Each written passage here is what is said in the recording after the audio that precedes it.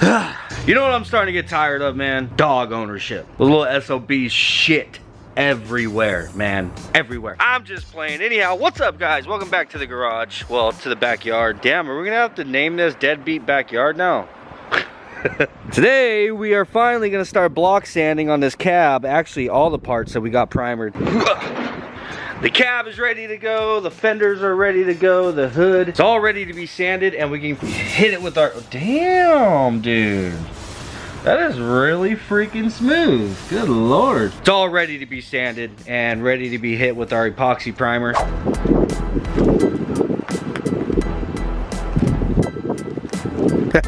Step stool. Shoot. Why not? Alright, so today's weapons of choice is just a variation of different little block sanders. This little one and this bigger one, and these right here, Dustin left here when he came over. I think he left them here on purpose. If he didn't, and you're watching this, Dustin, these are still here. But I love these things, man. These things work amazing. Prior to him leaving these here, the only block that I really had was this one. In which, don't get me wrong, this one works great, dude. If this is your only block and this is all you have to use, I have gotten by with, well, with khaki, with creamy, with both cars, I completely just use this block. And then I've also got this teardrop shaped one. So you got like a little pointed wedge here. Then you also have this rounded side, which this works really good for different body lines and stuff. So we may end up needing this today as well. But yeah, that's my lineup, and I have some 220 grit and 180 grit. Probably gonna load up with the 180 first and hit the areas that I know have a lot of built up primer and we need to take some surface down. And I'm gonna go ahead and throw the 220 onto this guy. Weapons acquired.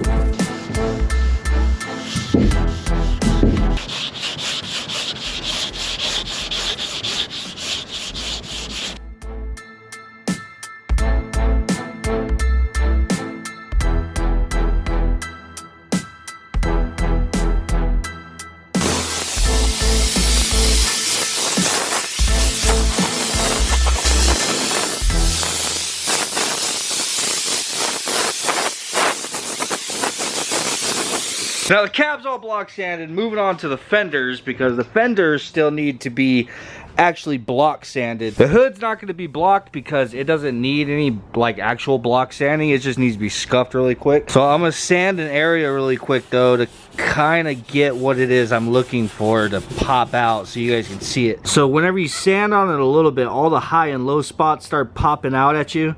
And I know I did a little bit of body work right here to fill in those grinding marks from filling those holes.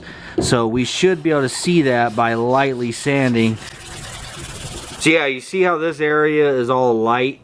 And then there's a large area right here that's still dark because our sandpaper isn't hitting that completely. So those are the low areas. That's what it is I'm keeping an eye out for when block sanding, to make sure that I get rid of that.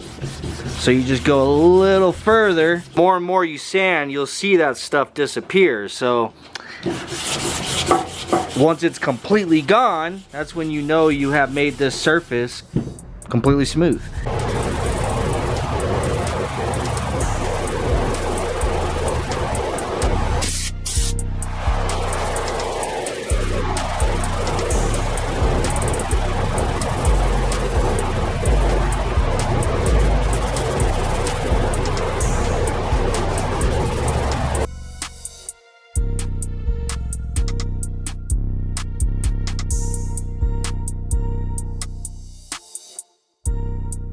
Alright, taking a really quick break from sanding because somebody wants to look at this damn car. I've had probably 60 people hit me up about looking at this thing, but I just haven't had the time, and today I'm just like, screw it, you know what, I'm gonna set aside some time, go meet up with some I'd say some people, but I'm gonna go meet up with this one guy who potentially might want to buy this thing. Look, there's Braven's drink. Dude always leaves his drinks in there. So I'm gonna pull it up and just check the fluids and everything. He wants to meet at the gas station right here by my house in about 30 minutes, so.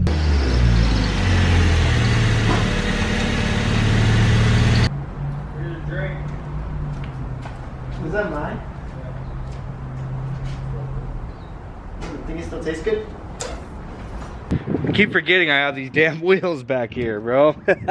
Good thing I checked, right? Selling the car with a free set of wheels. Oh. Yeah, I hope that lid was tight too.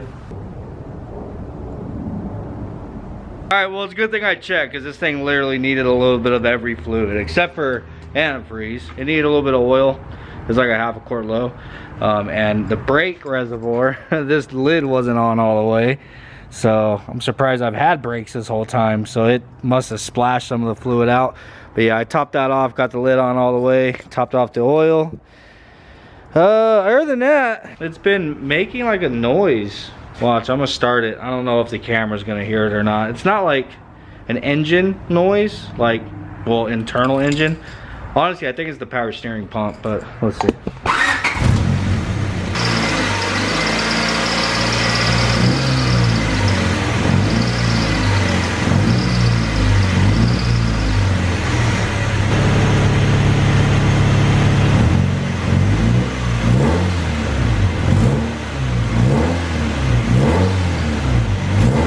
It's the AC clutch.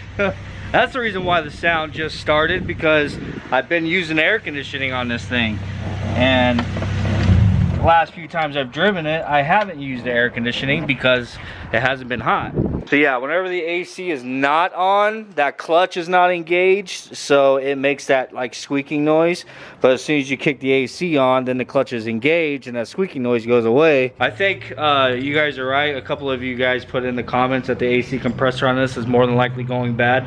Well, the compressor or the clutch on the compressor, so that's probably accurate. Either way, man, we're heading into the cooler months, and yeah, dude, it's a used car, you know. Worst case scenario, you might have to put a new AC compressor on it, but for the time being, it does work.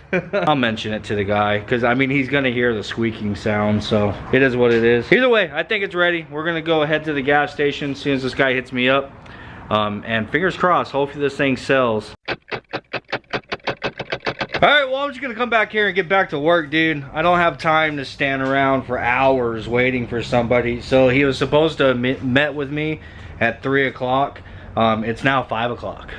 So I've just been sitting around basically doing nothing, waiting for this guy, because he said 3, so I started getting ready around 2:45 to head up there, and then that turned into like 3:30, and then that turned into he's still waiting on the guy to give him a ride, who's giving him a ride to come look at it. So anyhow, now I've sat around for 2.5 hours doing nothing, waiting for this dude. Bro, he just messaged, he's on his way. This is why I don't like selling shit, bro. I can't stand it. Alright, so we are back, man. This guy said that he was like 5 minutes away, so we went up to the gas station to go meet with him. Ended up sitting there waiting for this dude for like 45 minutes. Just for him to pull up, look over the car, start it, rev it a little bit, and then say that he's not feeling it, and then leave. Now it's friggin' dark. Well, there goes a large portion of my day just fucked and gone and can't get back. So anyhow, back to work. This is why I don't like selling shit, bro. I don't like dealing with people. I have some of these stupidest freaking questions in my messenger. People messaging me like, dude, I had a guy message and ask what the third button is on the dash, the aftermarket button that's there for fog lights. Literally messaged me and asked me what that button is for, and I'm like, whatever.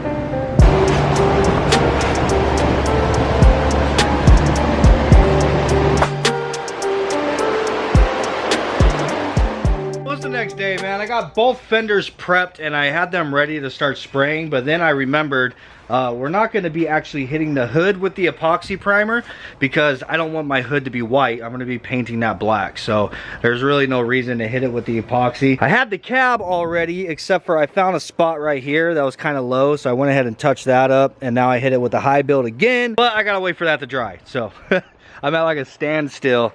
But I figured while we're waiting, there's this like patch of crap on the roof in here. I want to get this stuff off so I can sand this, because I do want to spray this white as well. I don't know if we're going to put a headliner in the truck.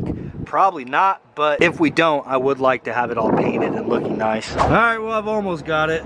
I've been sitting there scraping at this stuff with this little gasket scraper. I think it's just about ready to start sanding. I'll probably be able to get the rest of the stuff off just by sanding it.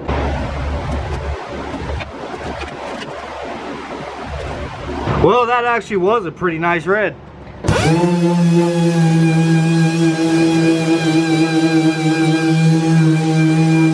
I ain't gonna lie, I was kind of leaning towards painting my truck red. I was honestly kind of trying to decide between white or red. You guys already know the truck was already white, and I really liked it white, but if I was gonna change the color, I was kind of thinking about red. So, but not no more. Thanks a lot, Junior. Finally, we are 100% ready. I have my primer all mixed up. I got a cup on my gun. I got an extra cup sitting aside. I've already blown all the dust off of all of this. We are completely ready to start spraying. So now to switch over to the GoPro and get this done. Bow.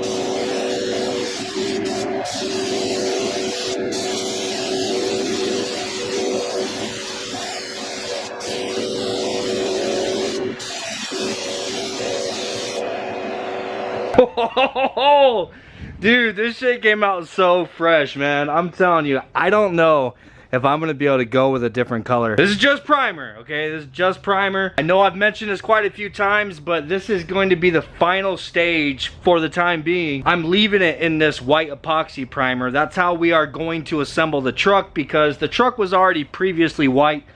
Believe me, this primer already looks a lot better than the paint job that was on this truck when I got it. But anyhow, I'm doing it this way so that as we build the truck, there's gonna be a lot of cutting and welding and all this stuff that's gonna take place, getting the engine in and all that. So I don't want everything to be all painted and perfect and nice, you know what I'm saying, before doing all that. So realistically, most shops do it that way. Like most high-end shops, they'll completely assemble a vehicle, like engine and run fuel lines and all that kind of stuff, and then completely tear it apart and then do their body work, primer, spray it, get the color and everything, and like get all the body panels complete and then reassemble it, so that you're not doing all that like hacking and trying to figure things out while all your body parts are actually painted and complete, because of the chance of scratching or damaging something. So that's basically the idea here. I do want to get some seat time in it with it like this, so it probably will be some time before we actually tear this thing down to actually do a color change. But like I said, dude, I really like this thing in white, bro. Like it pops, and it's just so, it just has such a fresh look to it whenever it's white. I don't know. Anyhow, guys, I hope you enjoyed this video. I wanted to get a whole lot more done today. That fiasco with the dude meeting up to look at the car and shit, that took hours of my freaking time, bro. But anyhow, I'm gonna go ahead and leave this stuff hanging in here for, you know, at least until tomorrow, so it has some time to dry. And I'm still waiting on those suspension parts to come in the mail before we can get cracking back on the frame. But I don't know, I'll figure something out to do tomorrow. But like I said, I hope you enjoyed this one. Peace out, and I'll see you on the next one.